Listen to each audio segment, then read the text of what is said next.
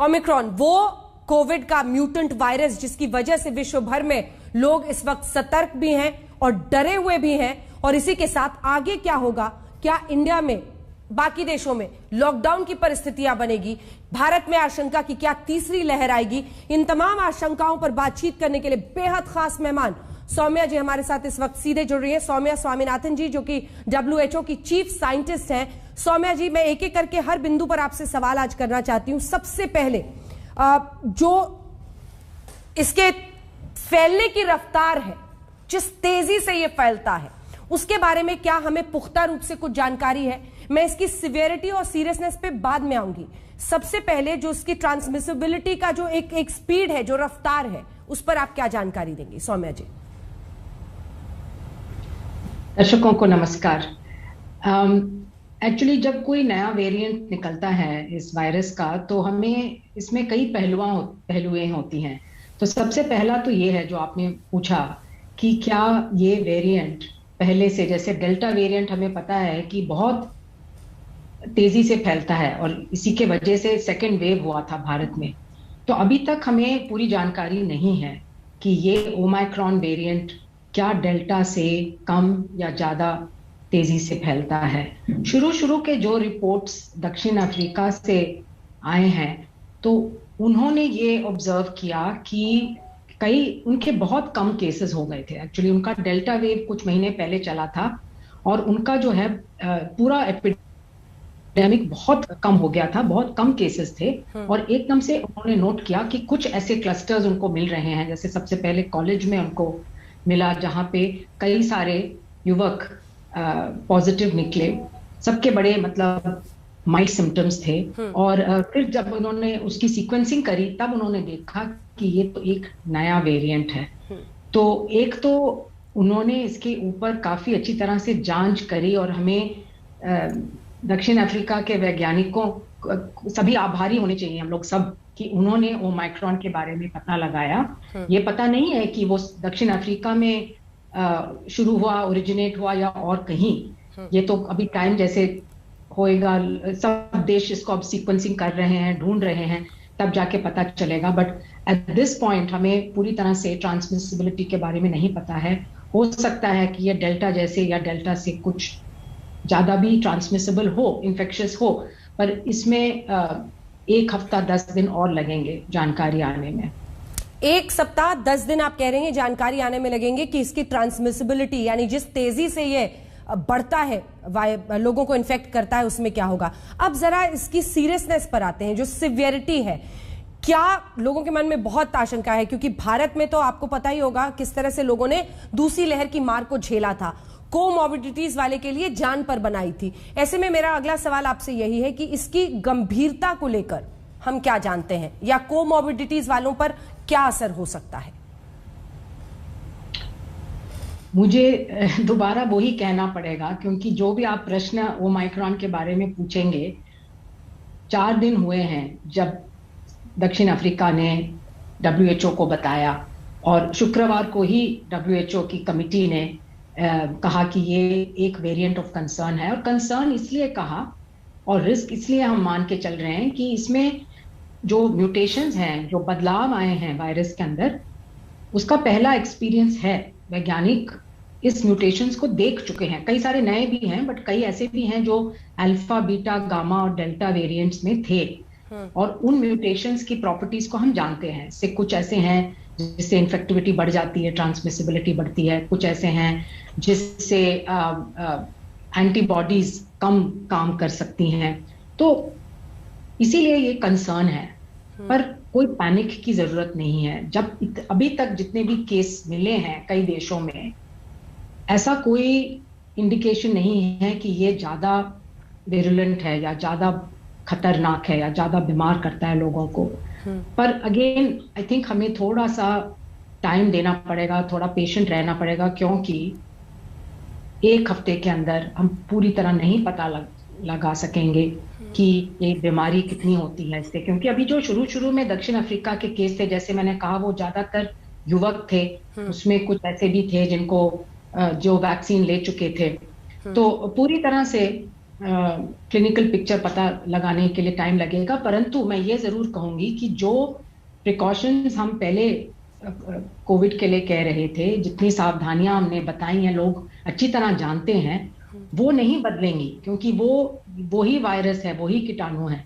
तो मास्क पहनना, दूरी रखना, खिड़की दरवाजे खोल के रखना, लोगों को बाहर मिलना, भीड़ भाड़ ना करना। आजकल मेरे ख्याल से शादियों का सीजन है, लोग शायद अपनी छुट्टियां मनाने के लिए प्लान कर रहे हैं। तो ये सावधानी का टाइम है, ढीला होने का टाइम नहीं है, जब तक हमें और इसके बारे में पता नहीं लगे। आपने बताया मैम कि ज्यादातर युवक थे जहां, जो साउथ अफ्रीका में जिन लोगों में ये पाया गया, और वहां पर उन्होंने जीनोम सीक्वेंसिंग की। सिम्टम्स को लेकर क्या कोई रेकरिंग पैटर्न वहां पर दिखा है? क्योंकि ऑफ हैंड जब हम लोगों ने कई जगहों पर रिसर्च, कई आर्टिकल्स को वहां का पढ़ा, तो वो कह रहे थे कि सिम्टम्स जो वहां पर दिखे वो माइल्ड ही थे, हेडेक और हल्का फीवर। क्या रेकरिंग सिम्टम्स की कोई प्रिलिमिनरी रिपोर्ट आपके पास है जिसके बिना पर आप कहें कि कंफर्म्ड अभी नहीं कहा जा सकता, क्योंकि कम्युनिटी में कैसे बिहेव करता है उसके लिए तो इंतजार करना ही होगा, लेकिन कुछ शुरुआती रिपोर्ट्स हैं क्या सिम्टम्स के बारे में जो आपके पास हो? जो दक्षिण अफ्रीका में जो डॉक्टरों ने सबसे पहले देखा, उन्होंने कहा कि ये सिर दर्द और बदन दर्द और कुछ टायर्डनेस के सिम्टम्स दिखाई दिए, पर उन्होंने खुद ये भी कहा कि वो सिर्फ पहले इनिशियल रिपोर्ट्स हैं, पहले 20 या 30 केस में, और ज्यादातर उसमें युवक थे। तो इसलिए उन्होंने भी खुद कहा कि इसको लेके ना चलें कि ये वायरस जो है ये माइल्ड है या वीकर है या इसके सिम्टम्स अलग हैं, क्योंकि पहले भी ऐसे कई रिपोर्ट्स आ चुके हैं। और मैं सिर्फ ये कहना चाहूंगी कि सिम्टम्स के ऊपर वेरिएंट को पता लगाना ठीक नहीं है, ये साइंटिफिकली बिल्कुल गलत रहेगा। तो मेरे ख्याल से अभी ज्यादा स्पेक्युलेट नहीं करना चाहिए, हमें सावधानी रखनी चाहिए। और जो जीनोम सीक्वेंसिंग चल रही है सब देशों में, भारत में भी कंसोर्टियम बना है इंसाकॉग, जो कई राज्यों में लैब्स इसके ऊपर दिन रात काम कर रही हैं। तो जैसे जैसे दिन निकलेंगे इस वेरिएंट के बारे में और जानकारी मिलेगी, और जैसे ही हमें मिलती है हम सबको बताते रहेंगे। जी बिल्कुल मैम, आपने म्यूटेशंस की बात की और कहा जा रहा है 30+ या फिर लगभग 50 म्यूटेशंस इसमें पाए गए हैं। म्यूटेशंस और जो अभी हमारे पास उसके स्ट्रक्चर के बारे में जानकारी है, उसके नजरिए से अगर हम देखें तो डेल्टा वर्सेस ओमाइक्रॉन, आप कहां पर देखते हैं म्यूटेशंस के नजरिए से जो अभी साइंटिफिकली आपको समझ में आ रहा हो? तो जब वैज्ञानिकों ने इस ओमाइक्रॉन के बारे में सबसे पहले देखा उन्होंने दक्षिण अफ्रीका में और फिर हमें पेश किया, तो सबसे एक्चुअली सरप्राइज की बात ये थी, आश्चर्यता की बात ये थी कि इसमें म्यूटेशंस पहले के वेरिएंट से इसमें बहुत ज्यादा थे। तो अप्रोक्सीमेटली 50 म्यूटेशन थे, जिसमें 30 लगभग म्यूटेशन स्पाइक प्रोटीन पे थे। जो स्पाइक प्रोटीन वो है जो वायरस को हमारे सेल्स में एंट्री के अंदर सेल्स में एंट्री करता है। तो उसमें जब म्यूटेशंस होती हैं तो वो वायरस के प्रॉपर्टीज को, लक्षण को बदल सकता है, जैसे कि वो ज्यादा अच्छी तरह से ट्रांसमिट करे, इन्फेक्शन करे। बट एक चीज और मैं कहना चाहूंगी वैक्सीन्स के बारे में कि जितने भी अभी तक वेरिएंट्स हमने देखे हैं, उसमें कोई ऐसा वेरिएंट नहीं है जो बिल्कुल वैक्सीन्स जिस पे काम नहीं करती हैं, कुछ ज्यादा कुछ कम, परंतु ऐसा कोई वेरिएंट नहीं है अभी तक। तो इसलिए हमें मेरे ख्याल से ज्यादा डरने की जरूरत नहीं है कि वैक्सीन्स काम नहीं करेंगी पूरी तरह से, क्योंकि एक तो एंटीबॉडीज जनरेट करती हैं हमारे बदन में, परंतु उसमें दूसरी तरह के सेल्स भी होते हैं हमारे इम्यून सिस्टम में, टी सेल्स जिसे कहते हैं। तो उनको आसानी से हम लोग नाप नहीं सकते खून में, परंतु वो ही हैं टी सेल्स जो निमोनिया होने से, बहुत बीमार होने से हमें सुरक्षित रखती हैं। तो अभी तक यही मान के चलें कि वैक्सीन प्रोटेक्ट कर रही हैं। और दूसरी बात यह है कि आज अभी तक तो डेल्टा ही है पूरी दुनिया में, 99% ऑफ केसेस तो डेल्टा से हो रही हैं। तो अभी हमें डेल्टा से ही बचने का टाइम है, पर आगे जाके ये ओमाइक्रॉन है, आगे भी वेरिएंट्स आ सकते हैं। तो जितने जल्दी हम वैक्सीनेशन पूरी तरह करें और इसका जो है कंट्रोल करें, ताकि इसको एक मौका ना मिले बदलने का, जितना मौका मिलता है वायरस को, उतना ये वेरिएशन करता रहेगा। तो समराइज करें आपकी बात को, तो आप कह रही हैं कि अभी तक हमारे पास प्रमाण नहीं है कि ये वैक्सीन कारगर नहीं होंगे अलग अलग म्यूटेंट्स पे, इसीलिए वैक्सीन का प्रोग्राम हर देश को वैसे ही आगे ले जाना चाहिए, आम लोगों को वैक्सीन वैसे ही लेना चाहिए। इसी के साथ जोड़ते हुए बूस्टर डोज पर आपकी क्या राय है, अगर आप संक्षिप्त में समझा सकें। तो सबसे पहले ये जरूरी है कि हर देश में जो हाई रिस्क ग्रुप है उनकी पूरी तरह से वैक्सीनेशन हो। दैट इज जो 45 साल से ऊपर लोग हैं, स्पेशली जिनके अंडरलाइंग डिजीजेस हों, जैसे शुगर की बीमारी या हाई ब्लड प्रेशर की। बट ज्यादातर बीमारी और मौत जो हुई है वो 45 साल के ऊपर के लोगों में हुई है। तो 45 साल के ऊपर वाले सब 2 डोज का वैक्सीनेशन पूरा करें, ये हर देश के लिए सबसे पहला प्रायोरिटी है। और दूसरा ग्रुप वो है health care workers, doctors, nurses, बाकी लोग जो हेल्थ में काम करते हैं, फ्रंट लाइन वर्कर्स हैं, जिनके लिए बहुत पब्लिक के साथ इंटरेक्शन करनी पड़ती है। तो जब ये ग्रुप्स पूरी हो जाएंगी उसके बाद ये सोचा जा सकता है कि उससे एज ग्रुप कम, कुछ देशों में बच्चों में भी वैक्सीन देने लगे हैं, पर ज्यादातर हमने देखा है कि बच्चों में ज्यादा सीरियस बीमारी नहीं होती। अब बूस्टर्स की बात इसलिए हो रही है क्योंकि कुछ देशों में ये देखा गया कि 6, 7, 8 महीने वैक्सीन लगाने के बाद उसकी जो एफिकेसी है वो कुछ परसेंटेज पॉइंट कम हुई है। जैसे 90% पे जो एफिकेसी थी वो 80% पे आई है। तो बूस्टर लगाने से वो ये मान के चल रहे हैं कि उसको दोबारा हम बड़े हाई लेवल पे उसको ला सकें। तो इस तरह से अभी तक इंडिया का कोई डेटा नहीं है कि वैक्सीन्स का जो इफेक्टिवनेस है वो कम हो रहा है या कुछ एज ग्रुप्स में उसका असर कम हो रहा है।